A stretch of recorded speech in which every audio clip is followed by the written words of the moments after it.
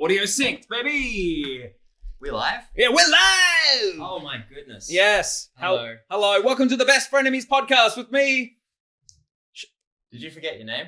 Sharam, and you, Joel Temperley. Tamperley. First of his name. Yeah, and last of his lineage. His line stops with him. Probably fair call. Fair. Gotta be honest. Yeah, I get it. I didn't say my full name, Sharam Namdarian. I didn't even say my whole name properly. Because you can't even say it. Yeah. Because anyway. What do you normally, what's that joke I normally do about you? It's like, great comedian, even better Wi-Fi password. Yes, I quite like that actually. Maybe banking password would be funny. Yeah. My whole thing is I was like, the name Sharam Namdarian, and how you spell that is by having a panic attack, and you just press every letter. Just like when you're playing Street Fighter, just mash every... Yeah. It's the best combo. It's the best combo. Which camera do we look at? Who cares? Hello. We're already doing the whole, which camera do we look at? Oh, I'm such a professional. No, this is cool. We're here in an undisclosed location, obviously. Yeah, underground. We don't want the fans to know where they can hunt us down. Australia. Yeah, Australia. Australia's more of a vibe. Yeah, that's where we are. What's the point of this pod, as I recall, was we're the Best Frenemies pod. Yeah. You're kind of a glass half full kind of guy. I'm a glass like 500% full. I'm overflowing and I'm filling everyone else's cup. You know when just because I'm super positive. When a newish bartender does a terrible pour and all the head kind of froths out. Yeah. But you still take it because you know it's their first day. You're like, all right. Yeah. I'm the guy drinking the head. Yeah. Like suckling it from the grass. You're the guy, not the glass itself. It's good. You got this like, mustache of head. Yeah. So to speak. And you're the guy who's not even at the bar. I'm the guy who's afraid or angry. I don't know. Yeah. You're like, I hate bars. Yeah, I'm the guy who actually, voices his anger at the staff for the terrible pour. No, I'm not even at the bar. I'm at home. I've got an arsenal of excuses ready to go for why I can't be there. The amount of times I've had to explain to new comedians that you are like, this is you on a good day is like, it's 500%. It's all of them. There are a lot of... And their friends. I've heard, I think a lot of people are just like, does he hate me? And he's like, no, he just hates everyone. Yeah. And everything. He does. but this is you happy though. It's so strange. You're like, I think you're a very happy man. It just doesn't come across.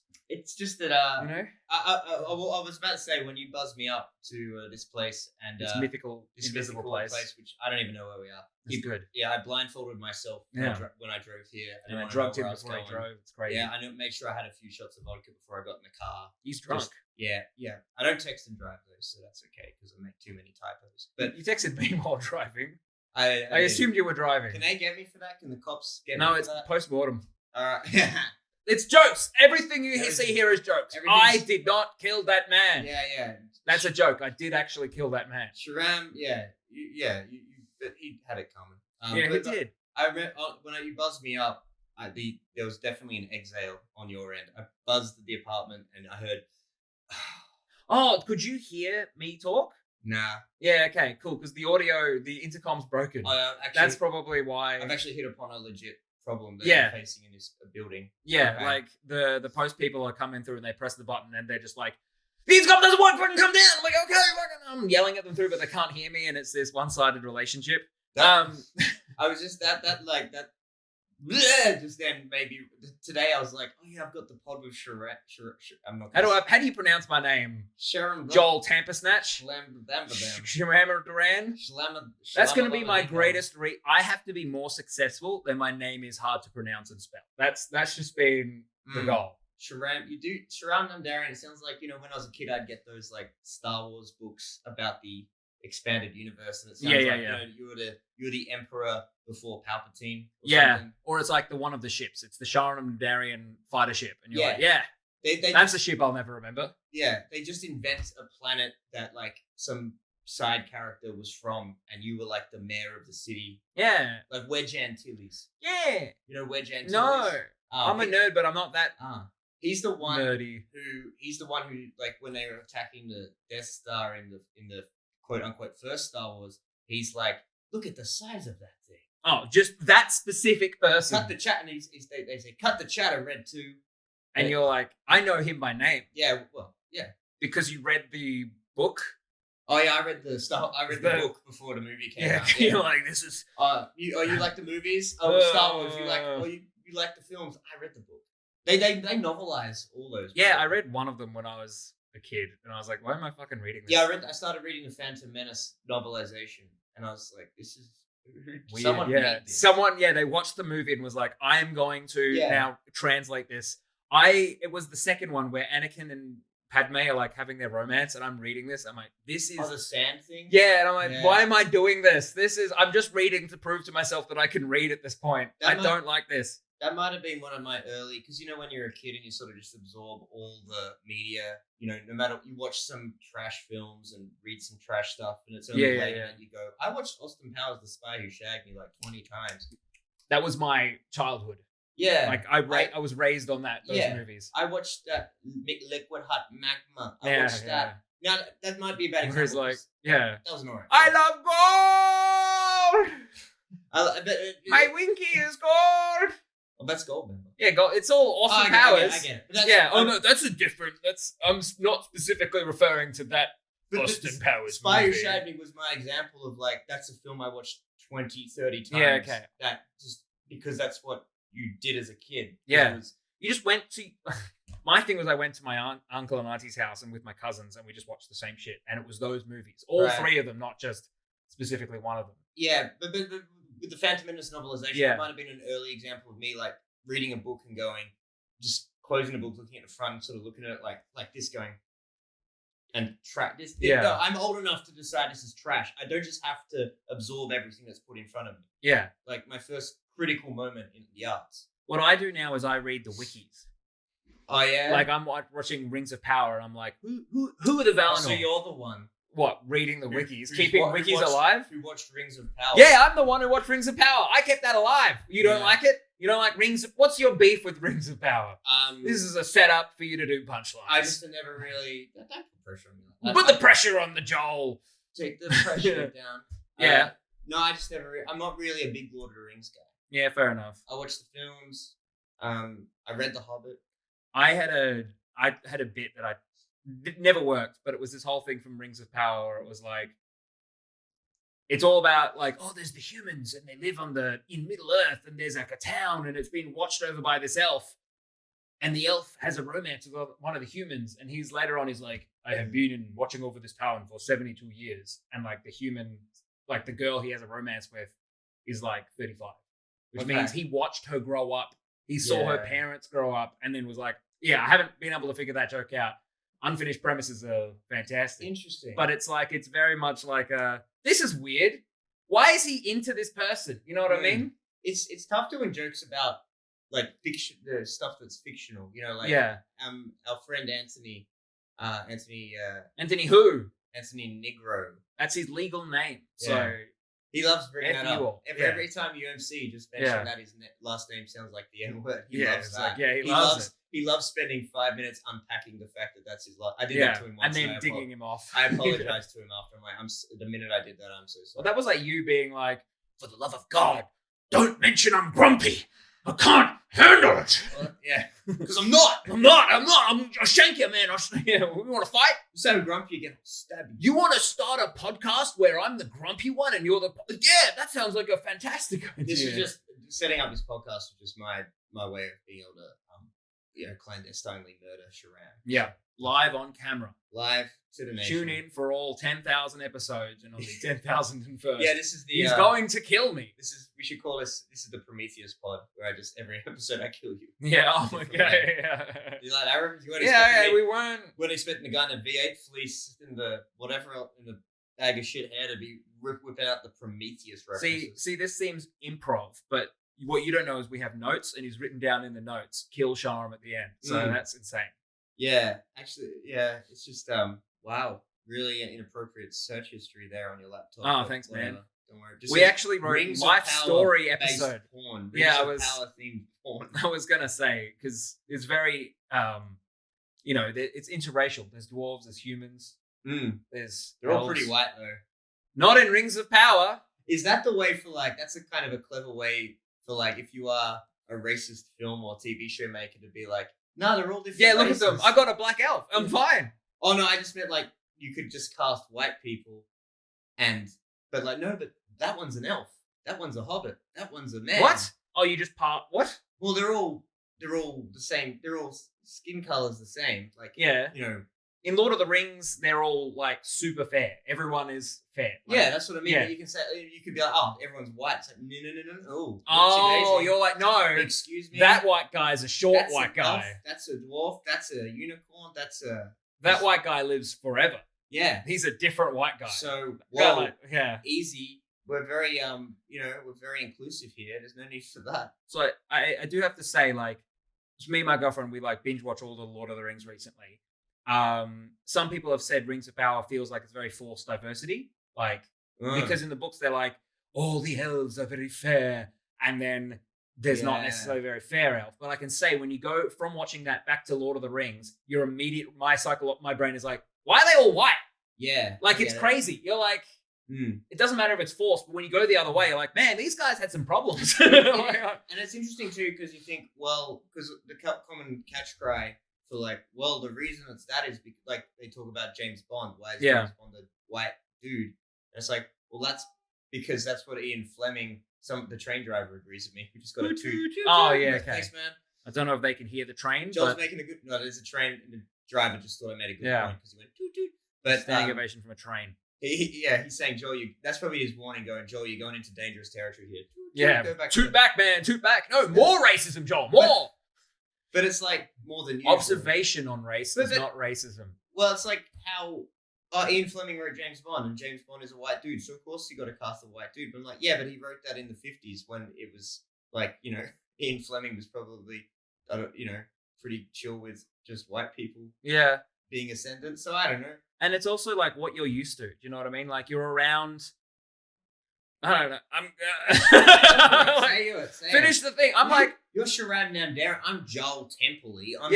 I get more leeway. I did the diversity gig. I did. What are you anyway? I'm Zoroastrian. Yeah. What's that? Yeah. Yeah. Whoa. We shouldn't have time to do this pod because you're too busy doing Zoroastrian things. Doing diversity gigs all around. No, but people don't know. That's the funny thing. So I was not getting upset. I had a day where I was like, can't get into these diverse shit because people think I'm not, like, they don't understand what I am. So I'm so diverse, people don't know what a Zoroastrian is that they can't fit in. And then like 10 seconds later, Dan Brader posted his thing being like, oh, the diversity gig's up, Sharam, you're in it. I was like, oh, I forgot about that.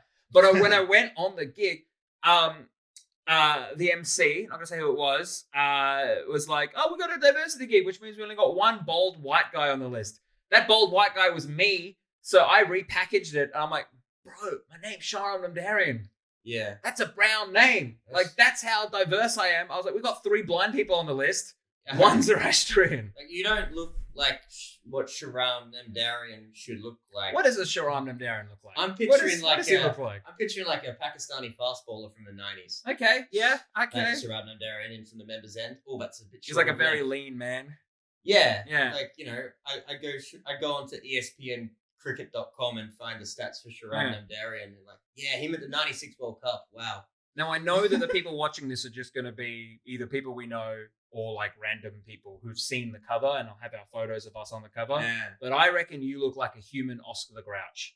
Yeah. When you laugh, like when you genuinely laugh, your eyebrows go up in the same way. My eyebrow. Yeah, eyebrow. My eyebrow. You're like, I'll say it, I haven't dealt with it in the last few weeks, and I should have done it before we podded, but I'm a monobrow. That's what we call it in the industry. Yeah. Drop it like it's pod. Before we came into this PC podcast. We've touched on race. Is that PC? No, PC podcast. Oh, podcast. I get it. Is AI going to be able to get anything from this? No, it's going to be anything so far. Because I'm groaning every time you talk. You're just like so. It's gonna be like, you open a door to let me in and do a PC, a podcast. It's short for penis correction. A P-cast. You let me in here to do a P-cast. P-cast. Actually, it sounds like a P-cast sounds like a urine sound because you cast your pee into the cup. I cast the pee! Yeah, I'm going to say that now every time. Into the mountain of Mordor. I cast the pee. Can you imagine? Frodo goes to drop the ring at the end and he's just like, I've always wanted to piss into Mordor. Just yeah, like, right. he's like, just throw the ring in. No. Man, I've been holding It's it in. mine. I've been holding it in since I came to after getting fucked by that spider or whatever that spider was doing. Shelob. Shelob, baby. I bet she. Shelob is actually the direct. I've been doing my wikis from the great spider. I can't remember the name. Aragog. That's the Harry Potter spider. No, Aragog. That destroyed the great twin trees in Valinor. All right, we're done. Yes, I told you. So in this podcast, we had a premise. Just to say, I wish because I know I'm holding the spoon because you can probably imagine why I'm holding the spoon with a He's a spoon man. But I would have loved to have clipped it to here because then I could have done the the classic. Oh yeah, I'm done. I'm done. Like the current affair thing. Was it Woolworths or Coles? The guy left. Oh yeah, but then he came back like 10 seconds later. I was like, he didn't leave. That was a publicity stunt. Yeah. What was his deal? He was like. Again, we will talk about the reason we're doing this pod in a second. We'll do it in the last 5 minutes. Didn't he say like he wanted he made fun of my former boss at the ACCC? Oh, okay. Being old, he made an ageist joke about my old boss. Is that why? No, I thought they were like, it's your fault. The cost of living is high, and he's like, I'm not 100%. I don't know how to handle this. The interviewer quoted Alan. Fells, who used to be the chairman of the ACCC where I used to work. And we'll probably get into that because this actually leads us to our topic for this pod. But this mysterious topic. Yes, but basically he quoted him and then he said, "Chairman of the HLC, Alan Phelps or whatever his name is, said this," and then the guy, the South African, is he South African? The Woolworths guy. He was South African because he still is South African, but he's left. Woolworths. I thought he'd maybe in the last few weeks renounced his South African. No. I'm saying was more to the Woolworths, not to the. He's still South African. Cat food. You've seen District 9? No. That was the prawns. They're like cat food. Okay, you got it now. Yeah, have you not seen District 9? That started off like I thought I was just outside of Manchester or something. Yeah, it's like, oh, above, I want some cat food. That was very in Manchester. That was like Top Boy. Oh, okay. That was Top Boy. Like like South African, like, hey, bruv.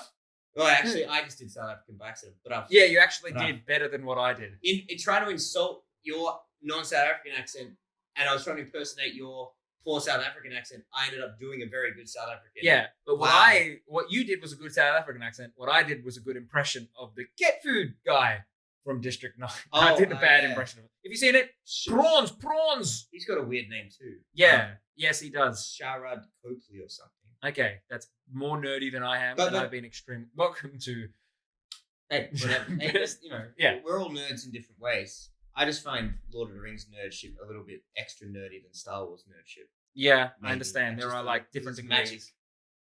Yeah, I never understood fantasy till recently, and now I do. It's a relief from sci-fi and life because you just explain everything with magic. You're like, why does the sword glow blue? I don't know, magic. Fuck you. Dangerously it's solved. Dangerously close to religion there. Like, you can't explain it. Magic. Yeah. No, God. You're saying God is magic. I mean, is that not what it...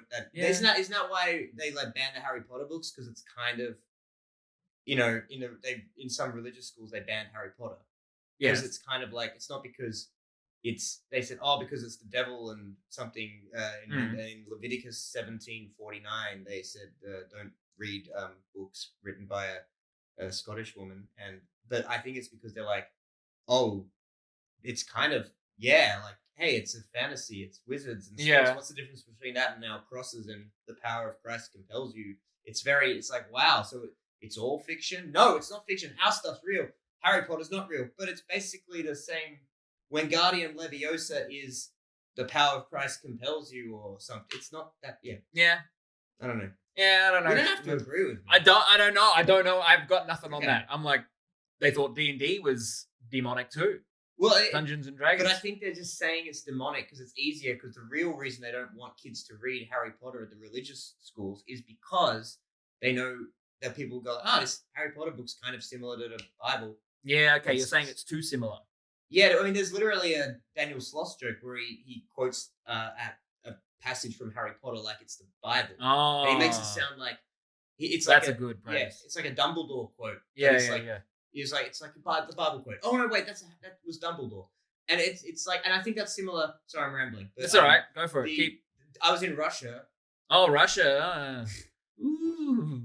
I don't know if that's much of a brag now. Yeah, it's not actually. The many listeners are going to question. He went to Russia. They're going to question my loyalties, but the death of Stalin, that film, Yeah, that was obvious. I mean, for obvious reasons, was not allowed to be played in Russia, and the reason was because the death of Stalin shows the chaos after Stalin died, and they're like the analogy with like, well, we've got not a bit like when Stalin was alive. We've had this guy in charge right now for about 20 years who's getting old, and kind of reflects. People are going to go, oh shit, that's just like now. It's like, no, it's not. We've got it under control. He's a different man. Yes. So again, the reasons, I don't know what the point was there, but fuck it, whatever. The AI will make sense of all this. This is the best Frenemies podcast. Yeah, all right. Let's start the pod. Yeah, all right, cool. 20 minutes in. Do we do that thing where it's like, is this the introduction? Yeah. Is that how we're doing it? Every pod we're going to be like, oh, we better start. Yeah, and good. Thanks for listening. Yeah. So this originally, I think that came from was it in Lona and Frankston? Oh, yeah, it was in Lona and Frankston. Wow. All right. Yeah, I remember. And I was like, this man's grumpy. I'm really happy. That shit is gonna be good. And you were like, grrr, good, sounds good. Give me more podcasts. I need more podcasts. I was just okay. I was just it's not a bad impression. I don't want to scare you, but I'm not gonna. But I should give away the location just so people will know. Yeah, resting place. We are in space. Yeah, but basically, I don't remember specifically when the idea came up, but I just figured like you're a very happy-go-lucky, positive dude.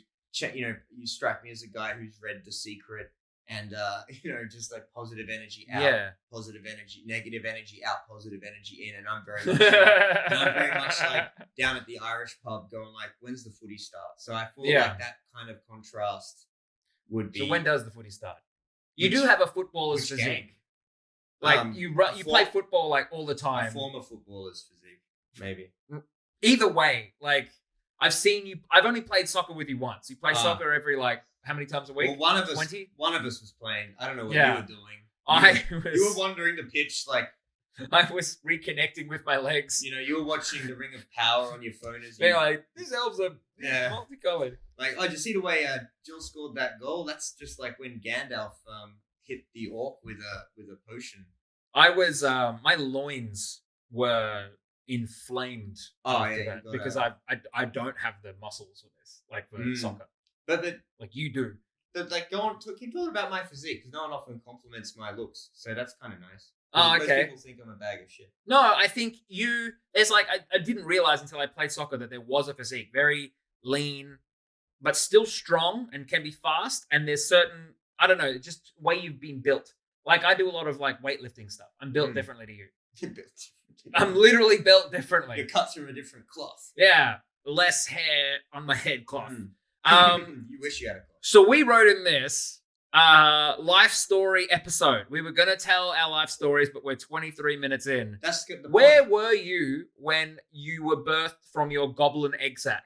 Mr. Joel Templey, the grumpiest man alive, in the viscous ooze. I didn't. That you I only that you got that's deposited from your mother's cloaca. That's You think I should be annoyed you're talking about? No, it's accurate. I'm not. This isn't jokes. No, but viscous. I only learned that word yesterday in a crossword. Oh, really? Yeah. What was the question? Gluttonous. How were you born?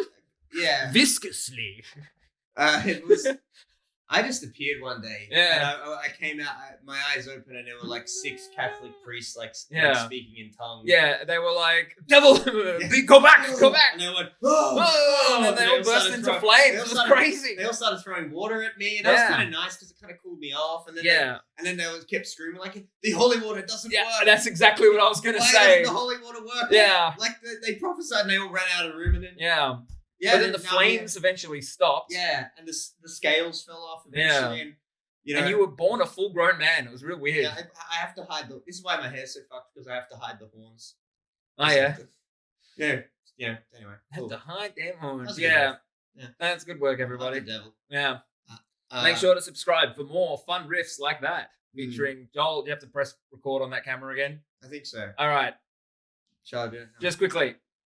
I will entertain you in the meantime. Hello, my name's Sharam Namdarian. You can find me at every tiny microscopic comedy club. Now we're back online with Joel Tamper Snatch. Back to your life story. Tamper Snatch. Bandersnatch. Bandersnatch.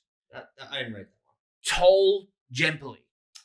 Yeah. And bloody blah something Indian. Something, yeah.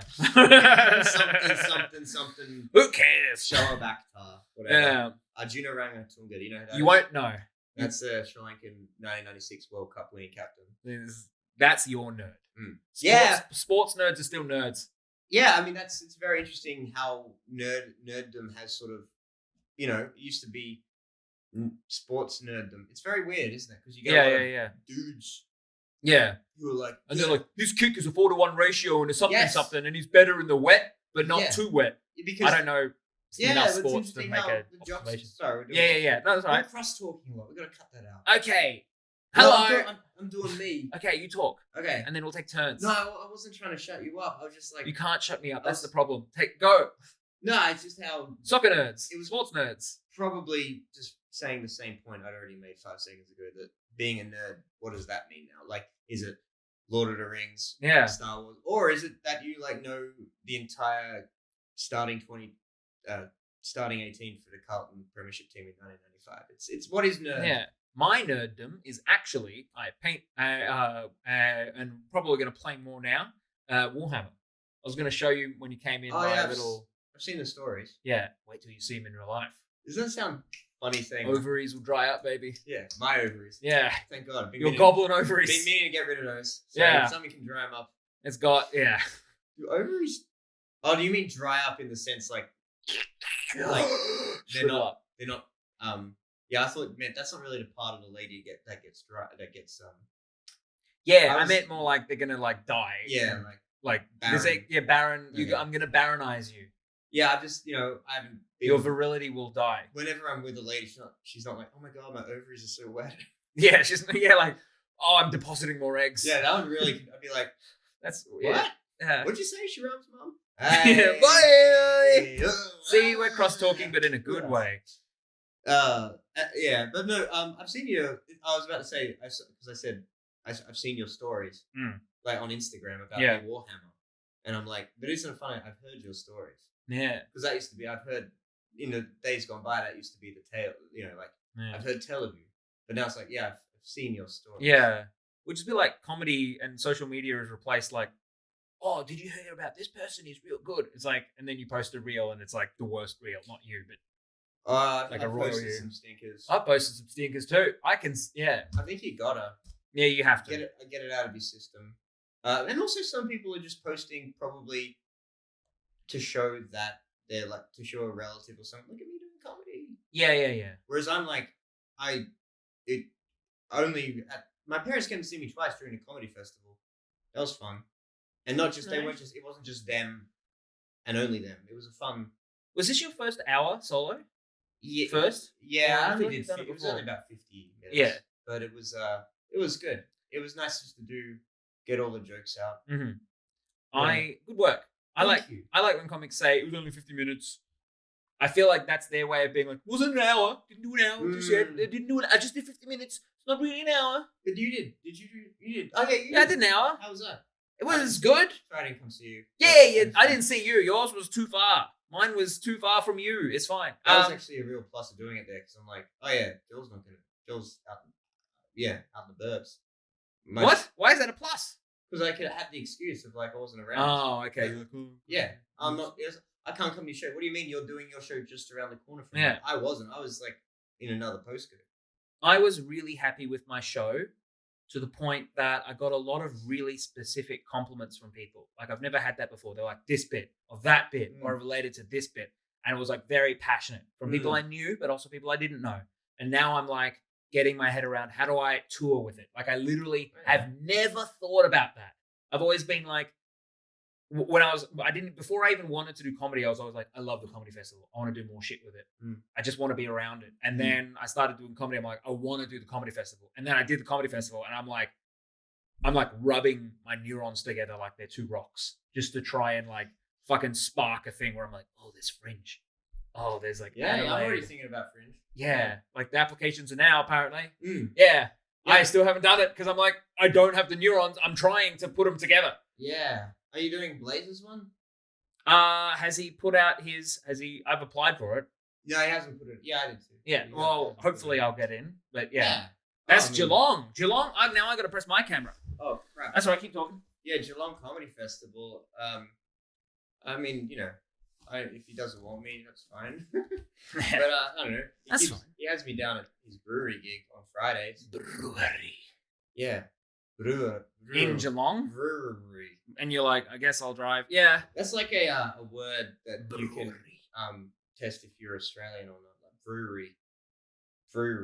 Brewery. Because other brewery. Oh, no, everyone says. Wait, what's the correct pronunciation?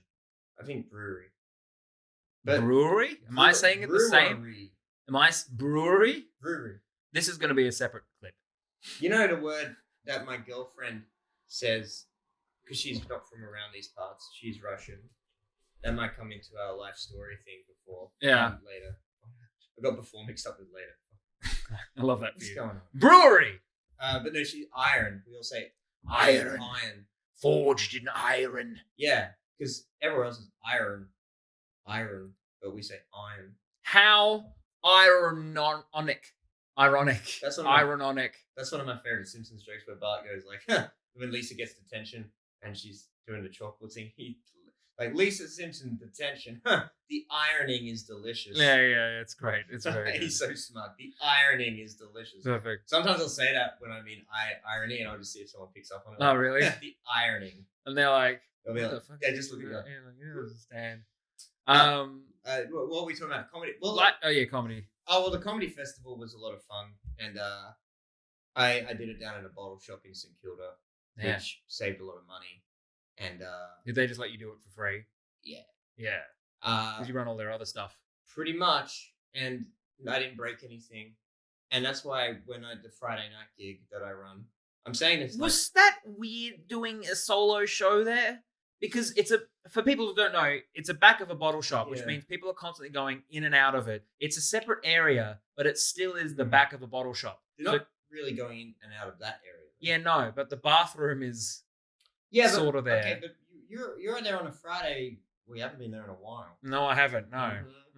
That's true. You really cared about your craft and developing your next hour. Maybe the rest, the growth happens between the workouts. That's my bodybuilder's mentality. Right, so you got to specifically take time off as well as intense time off. Okay, David. Progressive overload, you know what I mean? Andrew Huberman. Andrew, Sharam, Huberman, Goddins. What do you go? Stay hard, get hard. I like to say, if you have to get hard, you're not hard. That's the... You have to get hard. No, well, if you have to get X, you're not X. And my girlfriend fucking hates it. If you have to be happy, you're not happy. Okay. It's like only boring people get bored. Yeah, sort of. Okay. Yeah. Or it's like if you have to entertain yourself, you're not entertained. And it's this idea that like... It's annoying. It's like don't count the X, U, Y. Make the X, U, Y count. Yeah. You just say yeah. Don't count the pods you record. Make the pods you record count. I used to think all pop songs are that formula where they're like, I used to love you before you hated me, but now I hate how you love me. All right, I'm done. But you get what No. I just made up those lyrics. It's like it's one thing and then the opposite. And in that case, I took that opposite and made that the one thing and then just said the opposite of that as well. And it's like, that's the pop songs. That's all pop songs done. That's the formula. All I'm trying to You're welcome. I was just trying to start a running joke where I walk out. Oh, okay. That's what you want. Oh, that's it. I'm out. No, you're walking out. I'm walking out. And then one day, I actually just walk out and you take the cameras and follow chase you. You film me leaving wherever we are. Yeah. And you see where we actually are, which is a studio deep in a goblin cave. Okay. It's like Studio 50. Whatever. What's the one? Studio 50. The one with the water tower? 52? Yeah. No. It was the Aaron Sorkin show with Matthew Perry, Studio 56 on Sunset. Damn it. It was like the West Wing, but for Saturday Night Live. Yeah. I'm going to look it up. So where were you born? Let's hear your life story. I was born in... actually, fun fact about where I was born. I was born in Wantirna. Oh. You know Wantirna? Yes. Oh, yeah, because you're sort of east side. Yeah. I we'll grew get up to that. Similar, Oh, wow. area. Are we going to, is the big reveal going to be... We're actually the same person? We're the same person, yeah. We complete each other's... Heroin injection. Oh, that's it. I am an improv comic. Yeah, yeah, good work. Yeah. I actually thought that was the bit. You being I thought that was gonna can't Google and that's talk fine. Don't Google and talk. I was trying to think of something really fucked up to say, but not too fucked up. Like, yeah. I was gonna we complete each other's felch. And I'm like, no. But I thought, we complete each other's soggy biscuit. Yeah, it's like, yeah. Like heroin injection clinics is kind of, it's like, what? That's like, good. Spot on. Wantirna because I was born there. When I got my passport about in the 2015 or 2014, I thought it asked for your place of birth. And I wrote Wantirna. Oh, thinking, you literally that's were where like, I was born. That's the suburb. Represent, yo. And so, what did they? Well, did they reject it? What do you think's been the? No, it's in my passport. It's actually Wantirna. Yeah. How do you think that's been when I've arrived at foreign airports? And they're like, it says you're from Australia. What is this Wantirna? It's like, well, it's this it's a little place just south of south of Ringwood. Yeah. Where is this Ringwood? Yeah, and then Ringwood's this little town, about 20 kilometers, and they almost just let me in out of boredom. Yeah, and then you can see why are you here? Because then you got to fill out the arrival card. Yeah, and inevitably you'll say Melbourne because it asks for the city, and then on your passport it says Wantirna, and you're like, well, it says here you're from. Did you just lie on your arrival card because that's serious business? Yeah. So it's caused a lot of problems for me being from Wantirna. I don't even like Wantirna. You don't wait. Where do you live now? You don't have to say. I mean, where don't you live? Oh, what crazy! I said it. Yeah. You say that. You're like, I like to sing my national anthem of my local song, and it's Car City song. Yeah. That's your bit. It's a good bit. Thank you. That sounds like you really like the bit. I just didn't want to steal your bit. You've got that. So I paraphrased it. That stupid hack bit that you always do at the start. Yeah. Like, what's it called? Is that how you opened your show? Where you were like, I got this stupid bit. Yeah. Just the whole show is like, I'm a piece of shit. Yeah. Isn't that funny? What's it called? 110 jokes. It was called 110. But you only but you only did 100% jokes. Well, the joke because you didn't do that up. I would say at the start, how am I going to do 110% jokes? Well, I do the jokes and then I follow you home. Ah, that's actually I like that actually. And it was funny because I'm like, right, because it's very on brand for because it was in St Kilda, so I was like, yeah, pretty. But also, I would also do that thing. I'm interested to hear what you did, but because as you mentioned, I was producing everything myself, so I had to get everything set up. So I would just talk to the crowd before I'd be setting up the show. I'm like, all right, how you doing? I'd do a bit of crowd work before the show. Yeah. And this isn't the show, and I would say, this is the 110% jokes because this is the 10%. This is the 10%. Now I'm going to go out there and go, please welcome John Temple, and that's the 100%. Yeah. That's the remaining percentage of jokes. So I had a thing in mind which I really loved. My show was called First Generation Alien, which is all about being Zoroastrian, but also feeling like a bit of an outcast. And I was really happy. I managed to have like a moral, but it was like a point at the end that turned every other joke into a punchline for a heartfelt moment, if that makes sense. Like right at the end and then just random nonsense at the end. But at the start, I did like an introduction. I really wanted to do a thing where I would like set up the structure of the show. And I was like, during the show, there's going to be a joke. And the punchline of the joke is the name of the show. And at that point, it's your job to shout, that's the name of the movie. Or that's the name of the show. And so when that happened, everyone would be like, that's the name of the show. But one time I forgot. I completely forgot that joke. And afterwards, the crowd was like, you didn't do the thing. We were waiting for the whole time for that one audience participation. And then I did it then and they were like, yeah. Like it was really like this, really intense. It was very intense. How much people were like, all right, he wants us to do this one thing. Yeah. And then they spent the whole time being like, when's he fucking doing it so we can do that one thing? Have you seen really intense. Have you seen I Think You Should Leave? I haven't seen a lot of it, but I like that whole like, I'm driving here. Yeah. And all that stuff. Tim Robinson. Yeah, the one where maybe you didn't see it, but like he's the mime and he's like, I never talk. And because he's all doing but he's talking. No, well he says like, if I talk, I give you money. So at the show, it's just all the crowd's going, what are you doing? Oh. What's that? That's good. What are you doing? And eventually devolves into just like bachelor parties and like guys just coming to just yelling the whole. What are you doing? Yeah. What's that? What are you doing? He's like, it's a car. Yeah. There's like a little money counter at the. Yeah. Anyway, it just reminded me of that. It was just like the whole like. And people just constantly like they want to be the first. Like, that's the name of the show. That's the name of the show. Yeah. Were you worried? worried on edge. with Yeah. that kind of interactive stuff? Were you worried someone would ruin it, or was that kind of part of the fun? Look, there's only, I'm going to say, I've never had this happen before, and I'll tell you what it is in a second, but that sort of interactivity didn't ruin it because it put people like, if you're going to interact, that's how you're going to interact. Mm. There was, however, one night, it was my girlfriend's cousin's husband who came. The venom of which is husband. Yeah. And he was fucking wasted. I got a similar story. And he heckled me for the entire show with Oh my God. the same heckle. Yeah. I went on a complete hero's journey of like, I was giving it back to him. I was like, bro, can you at least think of something new? Like heckle, just think of something else. And then by the end, it was just like I couldn't live without it. Like I'd gone through the looking glass. He just kept saying, right? I was like, set up, set up, set up, set up. And he's like, that's hot. That like, was the heckle? Yeah, the heckle was that's hot. And he, right at the point of every fucking funny bit, that's hot.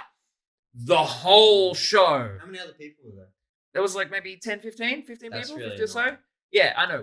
When I get bigger, I'm gonna let him know. If he does that to in an audience of 20,000 people or whatever, or less or whatever, I'm gonna fucking kick him out. Look, this might surprise you because you think, some of the comedy. I'm the happy guy here. So Yeah. what have you got to say? Well, no, I'm one of my comedy. The most surreal moment during the festival run was having. It's so funny. You keep looking at the. I'm like, oh yeah, I'm just seeing that the my cameras are battery's still super going. low. That's fine. Oh, whatever. You got. Yeah, that we're one. just seeing it. But basically, one night I saw the tickets sold, and they were all my friends, Mhm. and I'm like, I get a comp to you. What are you doing? But anyway, they're like old work colleagues, and they came, and I thought, well, okay, that'd be great. And I was seeing if can I get more people to come, but it ended up just being purely friends. Yeah. Not all from the same friendship group, but it was like friends night at Yeah, Joel's yeah, gig. yeah. And I'm like, so I'm performing to friends. It's Mm. very weird. And I thought, well, let's just get through it. I got a mate to come down and photograph, thinking, hey, full house, let's get some nice photos at least, even if I'm kind of flatlining because making your friends laugh is hard with jokes. Yeah. You know what I mean? It's Yeah. like, yeah, they'll be like, no, Joel. And you're like, and they're all so tense because they're like, oh, what if Joel sucks? Yeah. What if Joel sucks? What if Joel sucks? And Joel or more like when Joel sucks. How do yeah. I deal with How this? do I disown him? I felt, yeah, exactly. Well, no, we're going to have to talk to him after. We're going to have to have a beer with him. And go, be like, that was nice. And then Yeah. my favorite is when people go, not that I get this, not anymore. But when they're like, that's nice. And they're shaking their head. Like they're like, their head is going no, but their voice is like, yeah, like, that was great. I'm like, oh man, your body is betraying you right now. yeah. You just want to say. Not anymore though. Yeah, just be like, just tell me it was shit. Tell me. I'm actually more fascinated to hear it from a friend. Like, no, tell me which part you find was not great. Yeah. If anything. But one of my friends, she had a bit to drink and she was wooing a lot. No, woo! Yeah. Yeah. And takes me back. like with your the trauma. last time I let my mum come to a show. Woo! Yeah, but my mum was there. But, Yeah. at the back. But then heckling too. But no. Yeah. I wish you were never born. She's the goblin woman. She should never She probably been. has genuinely thought that a few times. Oh, really? And I'm like, oh, come on. All our parents have gone. Yeah, Jesus probably. Christ, come on. That's when you crash the car into the hospital. She's Didn't like, have I have to to- pay for this. Didn't have to do this. Mm. Anyway, but basically she was doing that, and you can't like your friends. Was a girlfriend's cousin's husband's hairdresser. Yeah, it's my Wasn't listening. girlfriend's cousin's husband. There you go. That hurt to say girlfriend's. I've got to close my eyes to concentrate. Yeah. Yeah. But yeah, you can't like say shut the fuck up, you fucking idiot. I did. I'm so nice. I've just never had the same heckle for a solid hour that I cracked and then went through the looking glass and then had to turn his heckling into part of the thing. Like it was that sucks. the full hero's journey. Because like I actually Next time I'll just Arj Barker it. Oh, geez, yeah, that's interesting. I'll tell him to bring a baby and then kick him out. It's been hard to. I'm sure I can talk about this. Okay. Who's going to listen to this? Yeah. No, but I was just referencing my camera kind of parked it. But basically, the Arch thing. Oh, but first, I'll just finish this about that night. Same night. Yep. Two people came in, a girlfriend, boyfriend, and they sat at the back, and he said something, and in a British accent, and I was like, oh, what accent was that? Is that an accent, or do I need to call an ambulance or something like that? Just like, and he kept going back. It's not the worst heckle. 3 or 4 backs, back and forth. Oh, yeah. And then, but he kept, and I was like, right, all right, we had a little fun. Let's next. And he's like, yeah, well, and I'm like, and I stopped the show. I said, dude, I'm stopping. You gotta leave. Yeah. And he sat, and he was like, what? And his girlfriend's like, and I was like, and I hit him with this. I said, did you buy a ticket? And he's like, and his girlfriend, if he said yes, then he would have I'd be like, all right, well then shut the, maybe. Yeah. But his girlfriend was like, no. And I was like, well, these people all have, so I'm gonna have to ask you to leave. And I just sat there on the stool and waited. And the guy was like, oh, I thought comedy was about, a bit of that. And I'm like, yeah, no. Whatever, go bye. And I'm like, you've watched too many Luke Kidgel videos. Yeah. And whatever. They're hilarious. But basically, I love Luke. I don't know. Edit this out. But like, just the crowd works. A lot of people have. I've seen Luke do comedy. It's very funny. But the crowd work videos have, for all their good, to show your people laughing and and they're also viral. Like they get clicks. They get or watches or views or eyeballs. Fun. Yeah. You buy tickets, but also it means people. I think they're more part of the show. You're very good at banning people. I feel like out of all the people I've known, you've banned the most extremely new open bikers. Not banned. What have I banned? I'm not gonna name names. Okay. I've only banned. I've banned. I've told them like you should maybe. It hasn't been you as well. Sometimes it's been the bar. The bar's told me this person can't come back. There's also that. Yeah. Gig's more important than them. Yeah. So sometimes I do it with glee. Sometimes I'm like, sorry, man. One of my favorite interactions I watched from you, it was very wholesome. It was the guy who had the syringe by his, I don't want to name names, but the guy he had like, instead of a cigarette behind his ear, he had a syringe. Yeah. And he kept fucking up the gig. He kept coming out on the ground. Yeah, he did all of that stuff. And then when the next, I think he was then banned by the U or the bar or whatever. But then the next week he came and I was there and you were like, no, bro, you're banned. You can't come on. And he was like, yeah. And he's like, no, you're banned. And he's like, okay, I respect your boundaries. And like, yeah. And then he left and I was like, this is the kind of role model relationship between men that I've been missing in my life.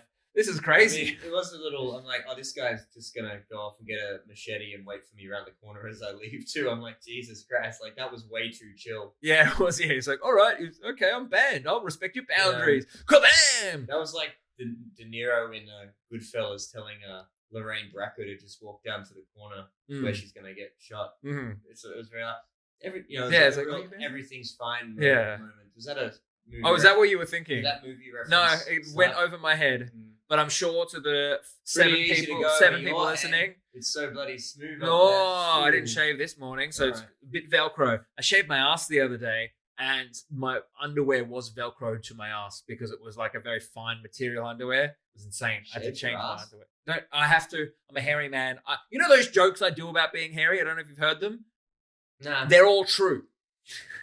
When I see you go to Pixels. Yeah, because you have to put them on because of how loud I am. So loud. Yeah, so therefore you hear me at a normal volume. I wake people up. I wake gigs up now. I'm like, that's my utility. I don't think everyone else seems normal compared. Anyway, you're memorable. Memorable. At the very least, you're memorable. You're also memorable because you're like, you there with the glasses and the gimpy leg. Get the fuck out of my... No, you don't know. That's an exaggeration. It's an exaggeration. I got actual... Exaggeration. The funny thing is the actual real stories of what I've done are very interesting, but people go like, Joe killed a guy. I'm like, no, yeah. The stories that they are fine. There's the Williamstown story of like... well, you killed a guy. No, I almost got killed by a sailor. Oh, I don't know that story. Yeah, everyone was bombing and I got a woman heckled me. And she was sort of this was around 2022, so Karen was the big thing. You know, everyone was using the term Karen. Now it's a bit outdated, but she was a Karen, and I made a joke because she wouldn't stop, and I tried to be like, hey, oh, yeah, but last time I invited my mum to a gig, and then she kept going. I'm like, hey, this isn't Q&A or whatever, try to be charming. The last one, I was like, okay, you're a kind of 59, early 60s looking lady. You look like someone's used a face app to combine everything wrong with the country. Because you're like a elderly boomer type looking lady. Yeah. She thought I said she was ugly. Okay. And then she thought it was a pure look thing. And I was like, no. This is a purely socio-demographic thing. Like, shut up, Karen. I was basically calling her a Karen. And then her husband, after I got off stage, her husband sort of does a table of comics in the same room. It's just an open mic. And then he came over and he was this big sailor guy. And he's like old sailor dude. And he's like, you crossed the line. And you're like, what line did I cross? Yeah, well, the line I eventually crossed was just like, I should have just gone like, what? You escalated it. Well, yeah, surprise. It's easy to say now, but I should have just gone like, I should have just said what I just said to you. Yeah. No, it was a joke about, that wasn't a joke about looks. He would have said bullshit, but I was like, no, I wasn't. I should have just been like, dude, but I just bombed, so I was like, I was kind of like, yeah, just shut the fuck up, bro. And then meanwhile, Tom Seeger is on stage. He's the MC. I don't know how. It's a long story as how he was MCing that gig, and he was just going, look at me, he's trying to reset the room, like, Sony, where are you from? And he's watching all this stuff go on. Yeah. And then the ladies come over, and I'm like, and eventually it spills out onto the street, and like, it was like one of my lowest comedy moments, but also fun, most hilarious, because like it was the room runner who was on my side, my friend who'd come to the gig thinking, hey, Joel's doing comedy, I'll come see you. In Williamstown, that's my side of town, I'll come see you. And the old guy who didn't like me, and we're on Ferguson Street, Williamstown, the main street. And I'm just sort of, because he's 60 and can't really move very well, and he's trying to catch me, but I'm sort of just skipping around him, like doing a little ring a rosy around him, like, you'll never catch me. Oh, God. And then I'm just like out of the corner of my eye, I'm catching the room runner and my friend, and my friend in particular is just sort of like, I'm like, oh God, this is so sad. Whereas I'm like, this is hilarious. So I've often thought that your divisiveness is also very memorable. Like all of that stuff. Yeah. On stage. Like I've had people come up to me afterwards where you've like stormed off in anger. Like, okay, all the way down for this fucking gig, and this is terrible, and I'm Joel Templey.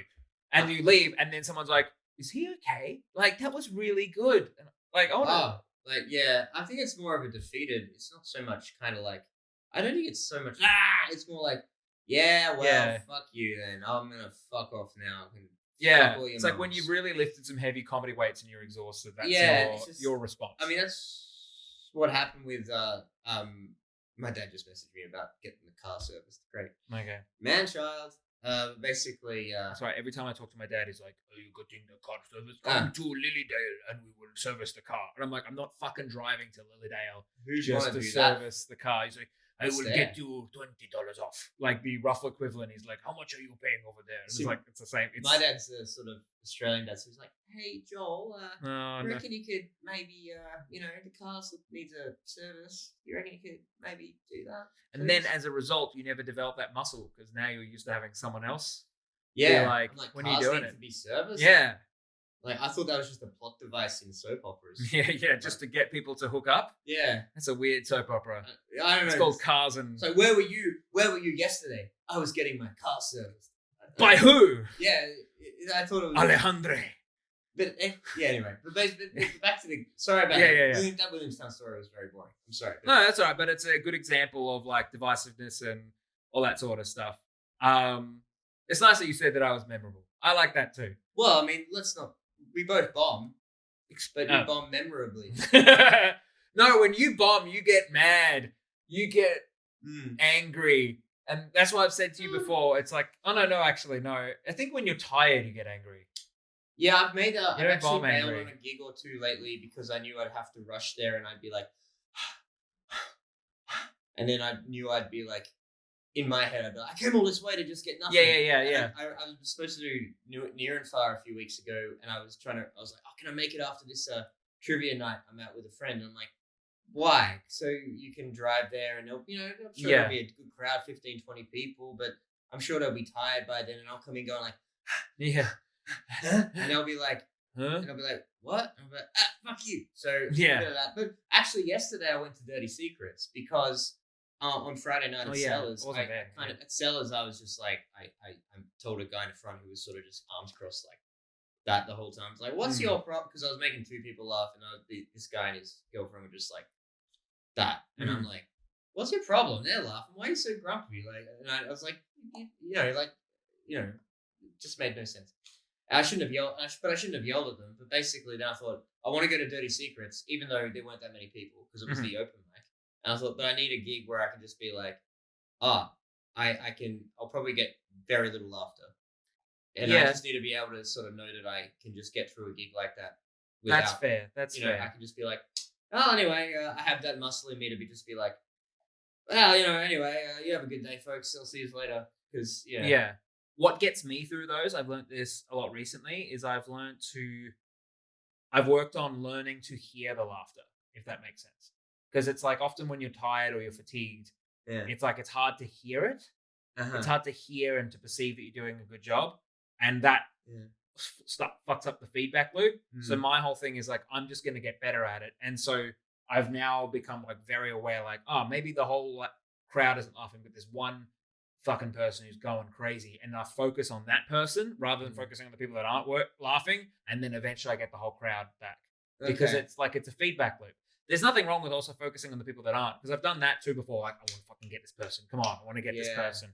But that's been my solution recently, and it's been really helping. So like one guy's liking it, and you kind of go, yeah. I mean, I did that in a room. I saw Dan Raff. Dan Raff, you know Dan Raff. I don't know. I've only saw him at the festival. Everyone was like, "This guy's good." I know the name. Yeah, he's real good. But I really watched him. Like he was sort of struggling at the show that I saw because it was a big crowd, but they were all laughing at different points. But you could see as soon as someone laughed at the level he wanted, he fucking latched onto that person and he was performing to that person. Yeah. Then they moved on to someone else, and I had the dark comedy show gigs, the Devil's Comedy at 10 p.m. And that was like dark show. Yeah, dark. Yeah. And you're like, abortion. They're like, ooh, too dark. Oh, God, don't get me.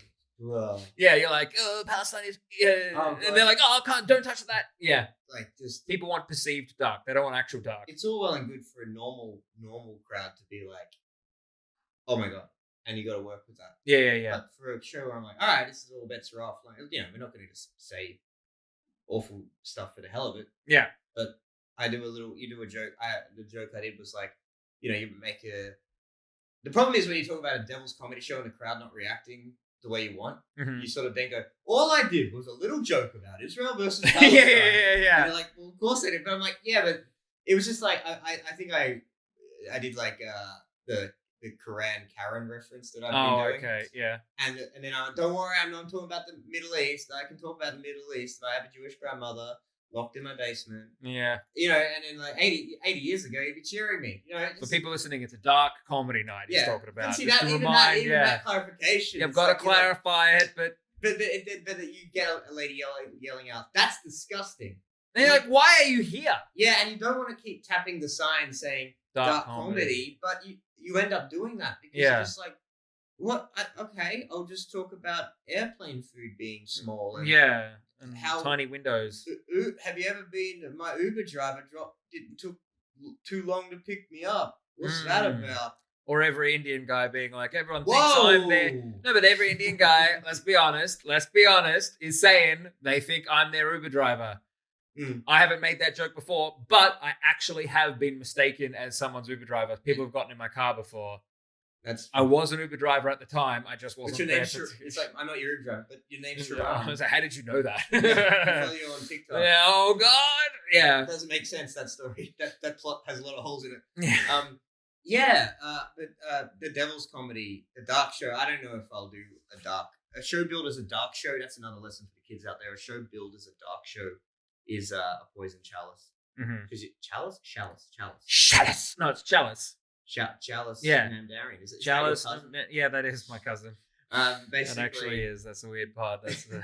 But it's just like, because people's expectation.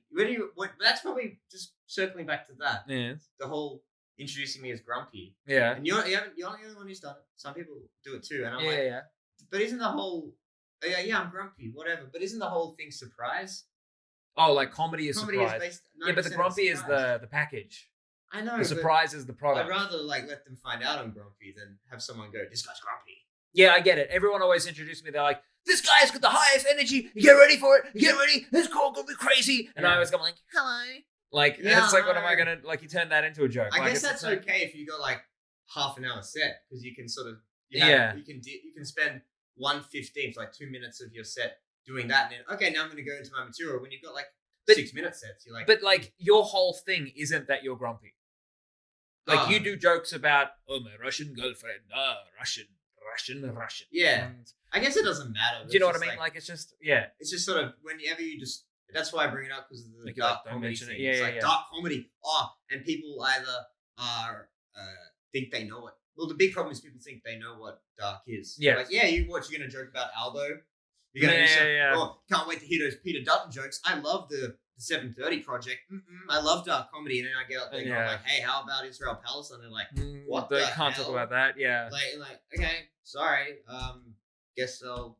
Yeah, I got a good story from the dark. I feel like I'm monopolizing. No, that's all right. Well, I just wanted to quickly say before you keep talking about dark comedy. Yeah, say something for God's sake. For the love of God, say something. I am. The thing I was going to say was people describe me as loud and energetic, but I don't see myself as loud. For me, I see myself as talking at normal volume. So I only describe myself as loud because other people do that. I have that with see what I mean? smiling. What?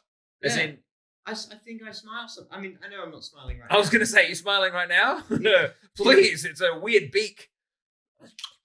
Yeah, it's hard, working. a lot of muscles. It's a good thing that the cameras have stopped. You know how many muscles it takes you to smile? 7.